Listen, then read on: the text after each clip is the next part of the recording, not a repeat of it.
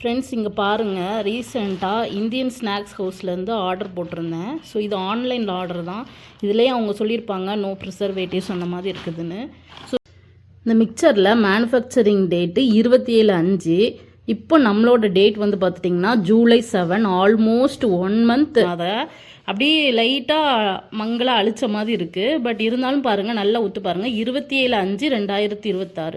எப்போ மே மாதம் இது. இந்த மிக்சர் அப்படி செக்கு வாடை அடிக்குது.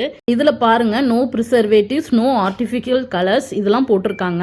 அப்புறம் எப்படிங்க இது 1 மந்த்து தாங்குது? ஸோ அதுதான் எனக்கு டவுட்டாக இருக்குது. அண்ட் இது ரொம்ப செக்கு வாடை அடிக்குது. ஸோ அதனால தான் இந்த ரிவ்யூ நான் உங்களுக்கு கொடுக்குறேன். இது அண்ட் மிக்சர் பாருங்கள், இந்த மாதிரி தான் இருக்குது. ஸோ ஆயிலியாக ரொம்ப செக்கு வாடை அடிச்சு போய் இருக்குது. அண்ட் இந்த ஒயிட் சேவ் பாருங்கள் 5/6.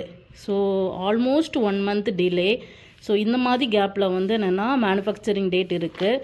ஸோ இவங்க வந்து எக்ஸ்பைரி டேட் கொஞ்சம் 12 வரைக்கும் வச்சுருக்காங்க. But manufacturing date 1 month delay வச்சு கொடுக்குறாங்க. ஸோ இது வந்து நம்பி நம்ம வாங்க முடியாது.